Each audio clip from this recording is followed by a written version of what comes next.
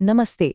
आज के इस एक्सप्लेनर में हम एक ऐसे मुद्दे पर बात करने वाले हैं जो सीधे तौर पर हमारे आज और आने वाले कल से जुड़ा है। अक्सर ये सवाल उठता है कि जिस तूफानी रफ्तार से दुनिया में विकास हो रहा है उसका हमारे पर्यावरण पर असल में क्या असर पड़ रहा है। मानव सभ्यता की तरक्की और पर्यावरण का गिरता स्तर, ये दोनों आज दुनिया के सबसे बड़े और उलझे हुए मुद्दे बन चुके हैं। तो आज हम बिल्कुल निष्पक्ष होकर तथ्यों को खंगालेंगे और ये समझने की कोशिश करेंगे कि आखिर हमारी इस धरती के साथ असल में हो क्या रहा है।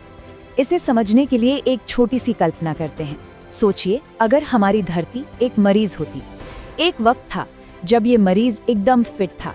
इस ग्रह पर मौजूद पेड़ पौधे, नदियाँ, महासागर, हवा, सब कुछ एकदम परफेक्ट बैलेंस में था। हर चीज अपना काम सही से कर रही थी। लेकिन फिर इंसानों ने तरक्की की रफ्तार पकड़ी, नई नई ऊंचाइयों को छुआ और इसी अभूतपूर्व तेज रफ्तार ने इस खूबसूरत ग्रह को एक बीमारी दे दी। एक रूपक के तौर पर कहें तो धरती को बुखार आ गया। इसी बुखार को आज हम जलवायु परिवर्तन या क्लाइमेट चेंज कहते हैं। अब सबसे बड़ा सवाल ये है कि आखिर धरती को ये बुखार चढ़ क्यों रहा है। तो चलिए सीधे मुद्दे पर आते हैं। आज के इस एक्सप्लेनर में हम इस पूरे विषय को 6 अहम हिस्सों में बांटकर समझेंगे। पहला, धरती का बुखार। दूसरा, फॉसिल फ्यूल्स यानी ऊर्जा का स्रोत। तीसरा, इसके फायदे बनाम नुकसान। चौथा, जलवायु परिवर्तन का असर। पांचवा, विकास बनाम पर्यावरण की बहस। और अंत में समाधान और आगे का रास्ता। शुरुआत करते हैं हमारे पहले हिस्से से, धरती का बुखार। अगर हम इतिहास के पन्ने पलटे तो इंडस्ट्रियल रेवोल्यूशन यानी औद्योगिक क्रांति से पहले सब कुछ प्राकृतिक संतुलन में था। लेकिन फिर 18वीं सदी आती है, कारखाने लगने शुरू होते हैं, मशीनें चलने लगती हैं। 19वीं और 20वीं सदी के आते आते हमने ऊर्जा के नए और बेहद शक्तिशाली स्रोत खोज निकाले और उनका अंधाधुंध इस्तेमाल शुरू कर दिया। इसी ऊर्जा ने दुनिया को 21वीं सदी के इस मुकाम तक पहुंचाया है जहां आज हमारे पास सब कुछ है। लेकिन दुर्भाग्य से इसी तेज और अंधी दौड़ ने धरती का तापमान बढ़ा दिया और इस भयानक बुखार यानी क्लाइमेट चेंज को ट्रिगर कर दिया। अब आते हैं दूसरे हिस्से पर, फॉसिल फ्यूल्स, जो असल में हमारी ऊर्जा का सबसे बड़ा स्रोत है। ये फॉसिल फ्यूल्स यानी जीवाश्म ईंधन आखिर होते क्या हैं? सिंपल शब्दों में समझे तो लाखों साल पहले जो जीव जंतु और पेड़ पौधे जमीन के नीचे दब गए थे ना, वे समय, भारी दबाव और गर्मी के चलते आज कोयला, पेट्रोलियम और नेचुरल गैस में बदल चुके हैं। ये ऊर्जा का एक बहुत ही सस्ता और अत्यधिक शक्तिशाली स्रोत साबित हुए हैं। आज पूरी दुनिया इन्हीं पर टिकी है। हमारे घरों की बिजली का एक बड़ा हिस्सा कोयले से आता है। सड़कों पर गाड़ियां पेट्रोल और डीजल से दौड़ रही हैं। कारखानों से लेकर रसोई तक हर जगह इनका भारी इस्तेमाल है। सच कहें तो इन्होंने दुनिया की तस्वीर ही बदल कर रख दी है। लेकिन ये आंकड़ा देखिए, ये सच में चौंकाने वाला है। आज हम भले ही सोलर पैनल और विंड एनर्जी की कितनी भी बातें कर लें, कड़वी सच्चाई ये है कि दुनिया की लगभग 80% ऊर्जा जरूरतें आज भी इन्हीं फॉसिल फ्यूल से पूरी हो रही हैं। सिर्फ 20% हिस्सा ही अन्य वैकल्पिक या साफ ऊर्जा स्रोतों से आता है। इसका सीधा सा मतलब ये हुआ कि दुनिया की पूरी इकोनॉमी आज भी इसी पुराने और प्रदूषण फैलाने वाले ईंधन पर निर्भर है। तो फिर इसमें दिक्कत क्या है?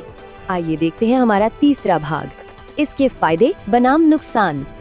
देखिए, इसके फायदों को इग्नोर नहीं किया जा सकता। विकासशील और गरीब देशों के लिए ये सबसे सस्ती ऊर्जा है जो लाखों लोगों को गरीबी से निकालने के लिए बहुत जरूरी है। ये एक रिलायबल सप्लाई है, मतलब इसके लिए सूरज चमकने या हवा चलने का इंतजार नहीं करना पड़ता। इससे इंडस्ट्रीज खड़ी हुई हैं, करोड़ों नौकरियां पैदा हुई हैं और इसका पूरा इंफ्रास्ट्रक्चर पहले से बना हुआ है। लेकिन सिक्के का दूसरा पहलू काफी डराने वाला है। इन्हें जलाने से भारी मात्रा में कार्बन डाइऑक्साइड जैसी ग्रीन हाउस गैसें निकलती हैं जो धरती को किसी ओवन की तरह गर्म कर रही हैं।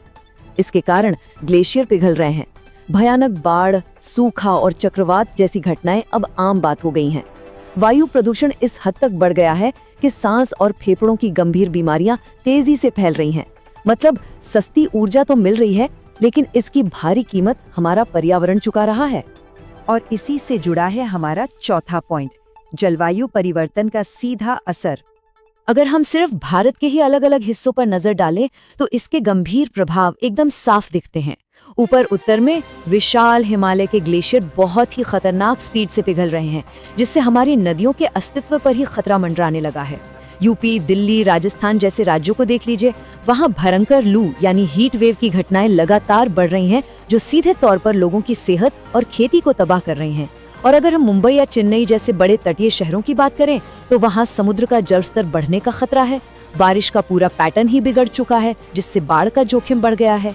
ये अब सिर्फ पर्यावरण की बात नहीं रह गई है, ये हमारी अर्थव्यवस्था, खेती और पब्लिक हेल्थ का एक बहुत बड़ा संकट बन चुका है।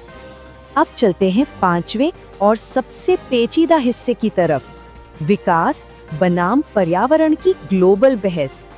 अंतर्राष्ट्रीय मंचों पर 2 अलग-अलग पक्ष हैं। सबसे पहले विकसित देशों यानी डेवलप्ड नेशंस के तर्क पर गौर करते हैं। उनका रुख एकदम स्पष्ट है। फॉसिल फ्यूल का इस्तेमाल तुरंत कम करो और रिन्यूएबल ऊर्जा को अपनाओ। उनका मानना है कि अगर कार्बन एमिशन को अभी और तुरंत नहीं रोका गया तो धरती को बचाना नामुमकिन हो जाएगा। उनके हिसाब से पर्यावरण की सुरक्षा सबसे बड़ी प्राथमिकता होनी चाहिए और सभी को तुरंत जीवाश्म ईंधन से दूरी बना लेनी चाहिए। लेकिन दूसरी तरफ भारत जैसे विकासशील देश है, और सच कहे तो उनका तर्क भी अपनी जगह बिल्कुल वाजिब है। वो विकसित देशों से एक सीधा सा सवाल पूछते हैं, भाई पहले आपने खुद सदियों तक प्रदूषण किया, खूब कारखाने लगाए और अमीर बन गए। अब जब हमारे विकास की और हमारे लोगों को गरीबी से निकालने की बारी आई है, तो आप पाबंदियां क्यों लगा रहे हैं? विकासशील देशों का मानना है कि उन्हें भी अपनी अर्थव्यवस्था मजबूत करने के लिए ऊर्जा की जरूरत है और उन्हें वो मौका मिलना चाहिए जो पश्चिमी देशों को पहले मिल चुका है। तो यहीं पर एक बहुत ही अहम कूटनीतिक सिद्धांत सामने आता है, कॉमन बट डिफरेंशिएटेड रिस्पॉन्सिबिलिटी यानी CBDR। अंतर्राष्ट्रीय समझौतों में ये एक बहुत जरूरी कॉन्सेप्ट है। इसे आसान भाषा में समझें तो इसका मतलब है कि जलवायु परिवर्तन से लड़ना दुनिया के हर देश की एक साझी जिम्मेदारी, कॉमन रिस्पॉन्सिबिलिटी तो है, लेकिन इस समस्या को सुलझाने का बोझ हर देश पर अलग अलग डिफरेंशिएटेड होना चाहिए। जिन देशों ने इतिहास में ज्यादा कारखाने लगाकर पर्यावरण को ज्यादा प्रदूषित किया है, उन्हें इस समस्या का समाधान करने और गरीब देशों की आर्थिक मदद करने में ज्यादा बड़ी भूमिका निभानी चाहिए। तो फाइनली इस समस्या का हल क्या है? आते हैं अपने आखिरी हिस्से पर, समाधान और आगे का रास्ता।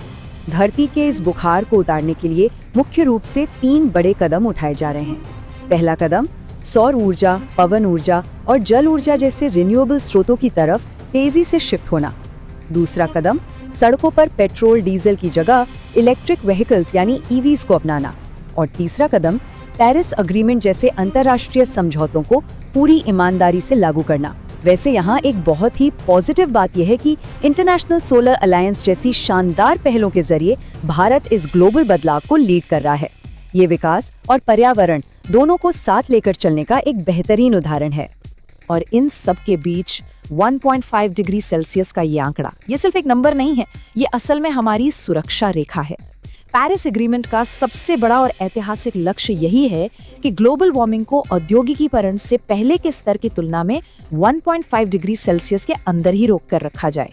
साइंटिस्ट साफ चेतावनी दे चुके हैं कि अगर हमने ये लिमिट क्रॉस कर दी तो धरती पर ऐसे विनाशकारी बदलाव आएंगे जिन्हें फिर हम किसी भी टेक्नोलॉजी से वापस नहीं पलट पाएंगे। तो कुल मिलाकर बात यह है कि हमारी धरती आज बीमार जरूर है, लेकिन एक अच्छी खबर यह है कि इसका इलाज हमारे ही हाथों में है। आज दुनिया भर के लिए सवाल ये नहीं रह गया है कि फॉसिल फ्यूल पूरी तरह से सही है या गलत, क्योंकि सच यही है कि रातों रात हम इसके बिना नहीं जी सकते। लेकिन सबसे बड़ा और सोचने वाला सवाल ये है कि हम इस तेजी से बढ़ती तरक्की और अपने नाजुक पर्यावरण के बीच एक सही बैलेंस कैसे बनाएं। ये एक ऐसी पहेली है जिसे हमें मिलकर सुलझाना ही होगा। अगर पूरी सूझबूझ और नई तकनीकों का इस्तेमाल किया जाए तो यकीनन विकास भी होगा और हमारी ये खूबसूरत धरती भी बचेगी।